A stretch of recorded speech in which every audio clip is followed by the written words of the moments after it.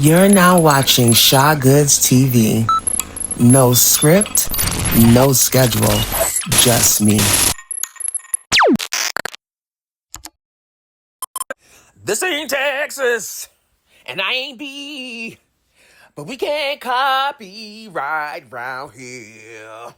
All right, so Cowboy Carter rap this week, and actually it was last week, but editing for this project got a little bit crazy for your girl. So I thought it'd be a great time to come up and talk about my first Beyonce concert experience. Listen, I had seen all the clips throughout the years for any of her shows. And so I always knew that a Beyonce concert was on my bucket list of things to do. Even though I'm not necessarily Beehive, I'm absolutely a stan. And I've been watching Beyonce perform since I was a teen. You know, me and Beyonce are almost exactly the same age. And so she's been working hard as hell since she's been a kid and inspiring me. And so I definitely felt like I wanted to make sure I got to see her in action. I wasn't necessarily pressed to go see Cowboy Carter. It's just not one of my favorite albums. It's cool. I'm proud of her. I'm proud of all the accolades that she's received and accomplishments, and shout outs to her. It just wasn't my thing. But my boy bestie definitely is Beehive, and he absolutely had expressed that he wanted to go to the show. And so one night I was randomly scrolling on TikTok and I came across a woman's TikTok where she had both for a Renaissance and now Cowboy Carter. She had waited until the day of the show that she wanted to see and purchase her tickets day of. And both times she ended up getting really good floor seats for like, $300 to $400. I can't remember exactly. I probably should have linked the damn whatever. So anyhow, I sent this to the boy bestie and I'm like, hey, you should totally do this, because my Virgo moon would never let me be so unprepared or do something so spontaneous. Like, what? We need to plan. And so he, on the other hand, definitely is that type of person. So I thought it'd be a perfect thing for him to do to make sure he got to the show. He had been talking about, like I said, going, and so I thought with the Atlanta show coming up, this would be a perfect opportunity for him. Of course, I tell him about the idea, and he immediately was like, "Okay, we're going." And I'm like, "No, I'm not going. You're gonna go." He's like, "No, we're going." Okay, we're going. Well, if we're gonna go, and if we're already gonna be freaking doing this last minute, willy-nilly, spontaneous as hell, then we're not doing an elaborate fit. We're not doing elaborate costumes. We're gonna just buy something from the counter, wherever, put it on and rock it out. That's it. I don't want the stress of that in my life. And he was like, sure, we could totally do that. And so we set out to find us some pieces. So me and Chris are in here, and Here goes Chris. Say hi, Chris. hey, we're here looking for inspiration or pieces for I ain't gonna say it out loud until we actually get there, our planned event. And I came to this thrift store that I keep seeing on TikTok. And then, let me tell you, it's large, but it's hot as garbage in here. As soon as we walked in here, we almost fucking died. But there's a lot of stuff. Like, it's pretty large. But we got to get to it because it's kind of overwhelming. As soon as we walked in, I almost started crying. So wish us luck. So the thrift store visit was key. I literally found the perfect shorts immediately. I already knew going into it. I said I wanted to have a kind of a crop top type of vibe that had long fringes on it, maybe down to my ankles. I'm really tall, so I knew that was going to be a tall ask. And I knew I wanted to do some cute like denim shorts, nothing too scandalous, but nothing too baggy or mom jean like. I want to be kind of cute. And I knew I wanted to wear boots and a hat. That was essentially it. And I really didn't even want to wear the hat because I don't like hats. I was thinking something more like a little leather piece around here, whatever. I ended up ditching that idea because everything that I found that was similar to what I liked definitely was going to get me canceled for appropriation. So I didn't want to offend my Native American brothers and sisters. So I just skipped that and I decided to get a hat. More on that later. But I said, that's it. I can just buy what I want and it's going to be great and that's going to be nice. And at some point, 4th of July happened and we had like a little barbecue just between, because I also live on the same property as my boy Bestie and his partner. Actually, I live in their ADU out back. And so we had our little 4th of July celebration. And after we were done, Chris was like, I think I want to use the tablecloth and make a jacket. No, we're not doing that. We're not doing that. We're not making anything. And he continues to tell me about this outfit he's gonna do, and I absolutely hated the idea. Even though I could see what he was trying to do. I understood what he was telling me what he wanted to do. The vision was not there for me though. I hated the cloth that he was using because it wasn't cloth. It was more like mylar is what I'm gonna describe it as. And I just thought it was not going to work. His idea wasn't bad, but the materials is where I was drawing the line. And I was like, I'm not doing that. We're not spending time on this. And this is us making a jacket. I can't believe he talked me into this. Look at this ribbon. I hated the material so bad, y'all. But Chris was not listening to me. He didn't let me get into his head. And even though I spent a good bit of time just standing around giving instruction and supervising initially, at some point I started to see the vision a little more. And I started getting my own ideas about how we can improve it. And it started to come together. And so I had some ideas about adding some additions to the sleeves and the pockets, and it really came together. And I'm so happy that Chris stuck to his guns and didn't really let me convince him to change his mind. And like I said, the more I started working on it, the more we added on, the better it was looking and the better hope I have for it. And even though he was a slave driver, in the end, he was really appreciative and happy for everything. And he has some really sweet things to say about the whole process. Jean jacket transformation. For the actual jacket, I have to give major props to Shalana because it is just a work of art. Just like her ideas in it, and like the execution is just like really cool.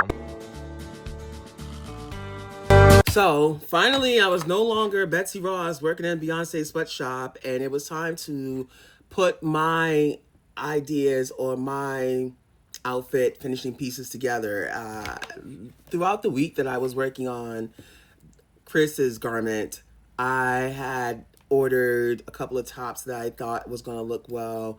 I got some boots in that I liked, and so I was like, okay, great. This is my look, and I already have my shorts, but I wanted to do something a little extra, and I'm not even going to hold you. Working on Chris's outfit, now I have always been handy. I'm just that girl. If I want to do something, if I like something and I can't find exactly what I want, I'm going to make it. That's just me. But that's normally when it comes to do with hairstyles or putting together a fit, not necessarily sewing or putting together some like household item like a shelf or something. Like I'm good with stuff like that. And even though I've had a desire to sew, and I even have a brand new sewing machine in my storage unit, I just never really tried it. I never really tried it. And when I was working on Chris's garment, when I tell you I got into my bag, I got into my design bag that I didn't even know I had. And so I wanted to kind of do something for myself. I spent all that time working on his. Let me do something special for me. And so one of the items we got when we went to the thrift store was this really cool belt with this like it's like I can't think of the word I would use. Monochrome? It's not monochrome. Whatever the word is, it had like embossed or stitched or engraved initials on it that weren't my initials, and the buckle itself was just kind of beat up. So I came up with the idea to create a belt buckle for myself. I'm really into rainbows and colors and things like that, and sparkle and like gradient. So I knew I wanted to go along that lines. And because I do my own nails, they look terrible right now, but I normally do my own nails. I have a whole ton of stuff in here, and I was like, I think I could do something with this. Okay, so this part is gonna go really fast. So this is the belt buckle before. I scraped it up, added a base with some gel polish. I was going for turquoise, and then I wanted to add some ombre jewels around the edges. Then I bought these earrings as soon as I did that, and they were a different color, but I really liked the gradient on the earrings, and I had the same color jewels, so I was like, ooh, maybe I can incorporate that onto the buckle instead. I did first work on my G. I was pretty proud of it. It was not as sparkly as I intended, but I did go and add those jewels as well as some other embellishments, and overall I thought it came out really cute.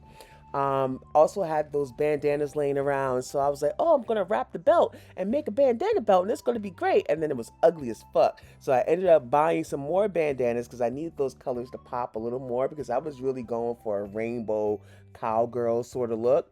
And so I ended up fashioning the bandanas in a different way. From what you see here, I ended up ditching this entire idea, but overall I was really happy with the look of it. The belt buckle is really cute, and I can still use it. Like, I still have it, I still have all the bandanas, and so I anticipate that I'll be wearing this again soon, or a lot in the future. And I was just really proud of myself. My G came out spectacular, and I really was proud. So moving right along to this fuck ass hat. This was the original hat that I wanted. It would have eaten down so bad, but it was going to be delivered late. So this was the backup hat that came on time. And overall it was cute. I liked it, but it ended up being really cheap. They delivered it and it was all flattened. It did not make it through the fucking show. In fact, walking into the parking lot of the show, it ripped. Time got away from me, and so I had to like throw myself together. I didn't really get to do my makeup or my hair the way I anticipated because I spent so much time on everything else. But overall, I still looked okay. I wasn't, feeling a way about it, but I would have definitely put more time into my hair and makeup had I had it. We were trying to get to the event a little early to do all the merch and photos, and none of that actually happened, but this is us on the way, and I'm feeling myself a little bit. CK, on the other end, absolutely, his look came together exactly the way he wanted.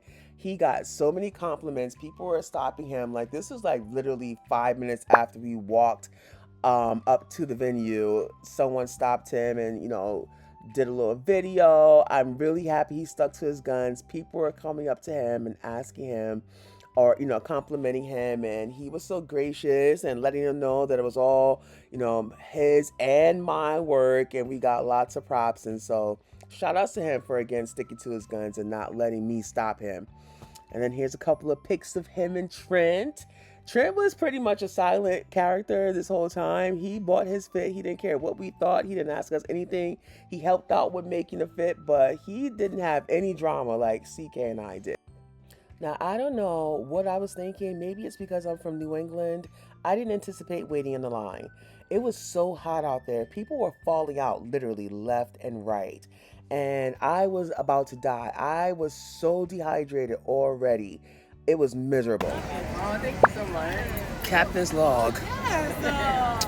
I'm currently sitting on the fucking ground because bitch is hot. We've been standing in this line. I don't even know how long. How long have we been here? I don't even know. I don't even know.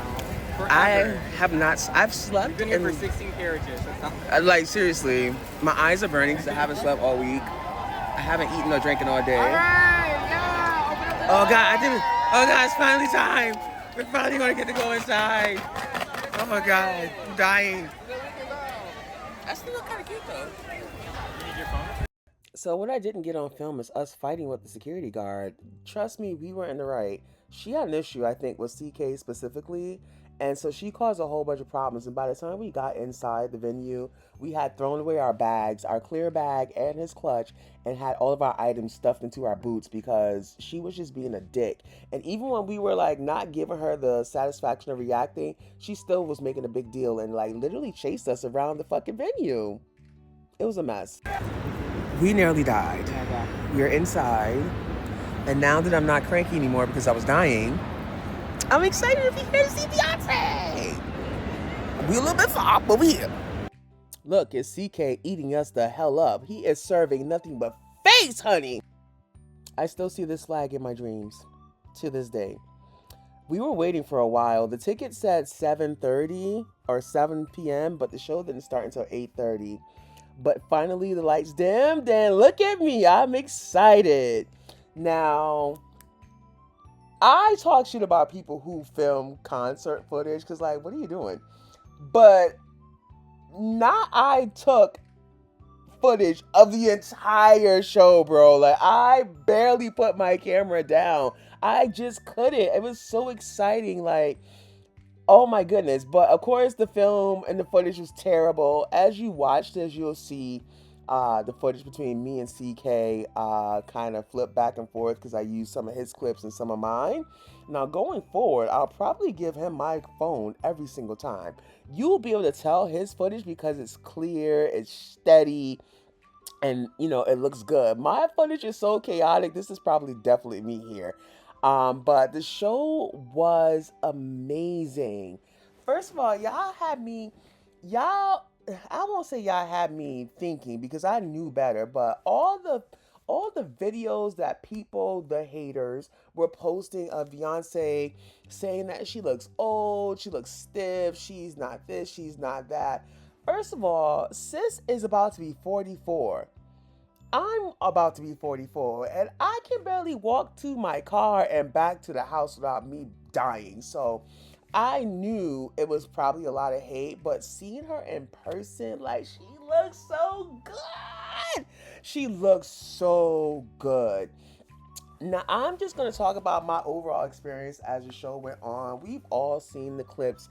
We've all seen all the different uh the set, the different costume changes and things like that. And so I just I was so pumped from start to finish, like screaming. I don't know how I even had a voice the next day. And it was so crazy because I told you guys in the beginning of this video, I was not a huge fan of this particular album. Like, I might have listened to the album maybe 2-3 times in its entirety. And I don't even think it was that many times.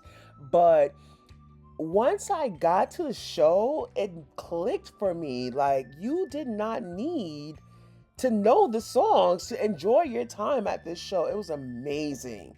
Absolutely amazing.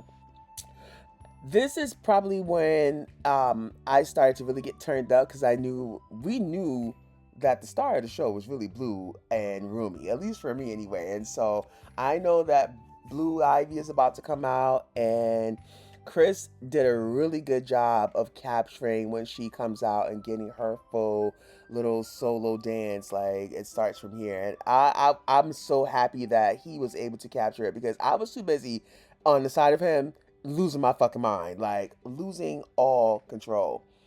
This show was so good, bro. Like, even down to the wristbands, like the wristband synchronized light up deal. Like, dude, it was amazing. And I'm so sad that I can't play the audio from the concert. I'm not trying to get my video flagged or anyway, but lituation, like absolute lituation from start to finish. Of course, I had to get a shot. Y'all know Beyonce like to lay her ass down on the ground. If she ain't laying down on the ground, she chewing some gum or she kicking up some dirt. And so I was happy I got this shot because sis looks good, bro. Like, she looks amazing. Right around now, I think this is just me trying to get a shot of the visuals. Again, my camera work is terrible. I didn't get a lot of the clips or the cut twos, like when she was doing her outfit changes and things like that, because usually I was kind of sitting down. My feet were killing me. Those motherfucking boots tried to kill me. Like, I thought the boots were going to be comfortable because they felt comfortable, but they were cheap and the bottom of them had my feet burning. So I was just, kind of resting in between songs. This is when Rumi came out, y'all. I cried. I literally cried. Like, tears were streaming down my face. Even right now, as I'm talking about it, I'm getting emotional. When I was editing this video and rewatching this footage, I absolutely cried again, bro. Something about the song, I'm a mom, but the song, seeing B on stage with her children, watching her grow up, like, you can hear it in my voice. It's so emotional. So I was completely blown away by this part. And then here, CK did a good job of capturing this close up, or maybe this was me. I can't really remember, but either way, I just wanted to get a nice close up of B in there because she's so freaking stunning, bro. She is beautiful, and the body was motherfucking T. Y'all was lying in those videos. Like, I knew y'all was, but I can't believe y'all, like, people have the time and the energy to go on Photoshop and do things like that. Just get a life, because that was so dumb. But she looks great, truly amazing. Like, look at this. I really wish I could play the audio. Now, don't come for me and CK. We do both have iPhones, and we were sitting far away, so our zoom in was a little sus. Here's when Jay came out. Again, wish I can play the audio. When I tell you, it was pure pandemonium. Like, bro, I almost jumped out my seat down to the stage. Like, we weren't expecting him, first of all. And then he comes out, lost my mind. This is absolutely CK's footage of him, because my footage, I couldn't even use it. It was too crazy. And so now we're pretty much at the end of the show. This is her wrapping up with 16 Candles. And again, amazing show. We got the Golden Horse. She said Atlanta was the loudest. She said we were best dressed. She was so interactive with all of the people, all of the birthdays. Amazing time. And so just like that, it was a wrap on my first Beyonce show experience. And I gotta tell you, best time ever. We had a motherfucking ball, because it was also Chris. Even though Chris is Beehive, shockingly, it was his first. I have a piece of hair on my gloss. There it goes. Sorry, that was really distracting me. But it was Chris's first time going to a show as well. And so we had a time, even though I almost died of heat stroke, and even though I was super exhausted and completely tired, I would do it again, same exact conditions, 50 more times over, like, without question. And I'm just really happy that everything turned out the way that it did. I have a newfound respect. You know, often I would be like, I love Beyonce, but I don't understand how people are purchasing multiple tickets to the same show, or how people are getting to every single show that she has. And I get it now. I'm already planning for Act 3. I am definitely going to design an outfit for myself. I am absolutely going to try to, I'm saying try, I'm going to do it. I'm going to go to more than one show, and I'm going to try to do more than one city. And I cannot see me not ever going to every concert that she has going forward until she retires, because it was that good. It was that freaking good. Like, y'all, I cried. Like, best experience ever.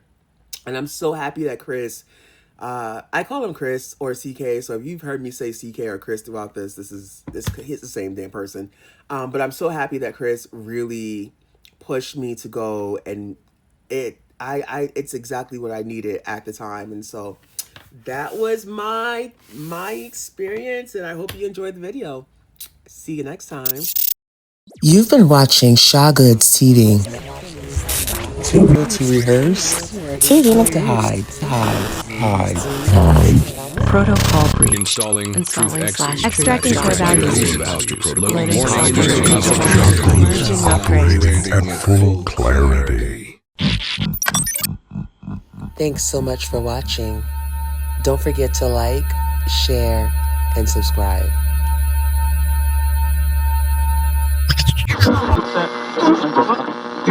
Shawgood TV.